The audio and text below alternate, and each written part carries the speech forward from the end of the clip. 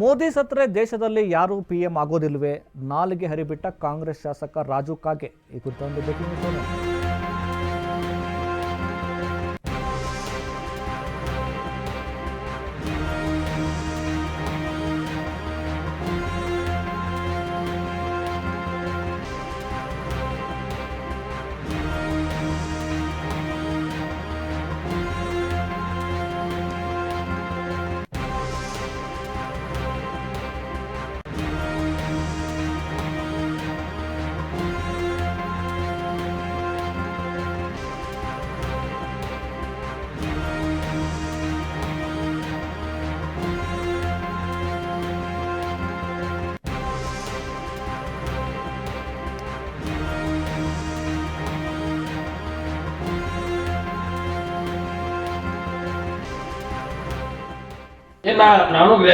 ಪ್ರಧಾನಿ ಮೋದಿ ವಿರುದ್ಧ ಕಾಂಗ್ರೆಸ್ ಶಾಸಕ ರಾಜು ಕಾಗೆ ನಾಲಿಗೆ ಹರಿಬಿಟ್ಟಿದ್ದಾರೆ.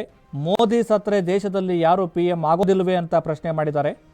ಈಗಿನ ಯುವಕರು ಮೋದಿ ಮೋದಿ ಅಂತಾರೆ, ರಾಜ್ಯದಲ್ಲಿ ಮತದಾರರು ಕೈ ಸರ್ಕಾರ ಬೇಕು ಅಂತಾರೆ, ದೇಶದಲ್ಲಿ ಪ್ರಧಾನಿ ನರೇಂದ್ರ ಮೋದಿ ಬೇಕು ಅಂತಾರೆ. ಇಲ್ಲಿ ಏನಾದರೂ ಸಮಸ್ಯೆ ಆದರೆ ಮೋದಿ ಬರೋದಿಲ್ಲ, ನಾವೇ ನಿಮ್ಮ ಸಮಸ್ಯೆನ ಆಲಿಸಬೇಕು, ಮೋದಿ ಅವರಲ್ಲ ಅಂಥೇಳಿ ಪ್ರಧಾನಿ ಮೋದಿ ವಿರುದ್ಧ ಕೈ ಶಾಸಕ ರಾಜು ಕಾಗೆ ತಮ್ಮ ಆಕ್ರೋಶವನ್ನು ವ್ಯಕ್ತಪಡಿಸಿರುವಂಥದ್ದು.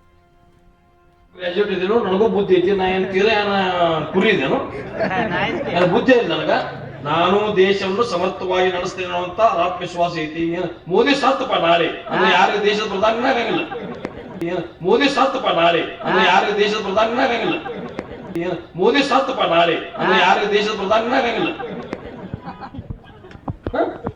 ಮೋದಿ ಅವರು ತಿಳ್ಕೊಂಡ್ರೆ ಯಾರು ನಮಗೆ 140 ಕೋಟಿ ಜನಸಂಖ್ಯೆ ಒಳಗ ಪ್ರಧಾನಮಂತ್ರಿ ಆಗವ್ರು ಯಾರೂ ಇಲ್ಲ. ಇದೊಳ್ಳೆ ಕಥೆ ಆಯ್ತಲ್ಲ. ಮತ್ತೆ ಏನ್ ಹೇಳ್ತಾರೆ ಹುಡುಗರು ಇವತ್ತಿನಲ್ಲ, ಮೋದಿ ಮೋದಿ ಮೋದಿ ತಗೊಂಡ ನೆಕ್ಕಾಗದ್ರಿ. ಮತ್ತ ಏನಾದ್ರು ತೆಳಗ ಲಕ್ಷ್ಮಣ್ ಸವದಿ, ರಾಜು ಕಾಗೆ, ಸತೀಶ್ ಜಾರಕಿಹೊಳಿ ತೆಳಗ್ ಬೇಕು, ಮ್ಯಾಗ ಮೋದಿನ ಬೇಕದ. ಯಾವ ಮಾತು ಮ್ಯಾಗ ತಗೊಂಡ ಏನ್ ನಿಮ್ಗೆ ಸುಖ ಇಲ್ಲ ದುಃಖ ಇಲ್ಲ.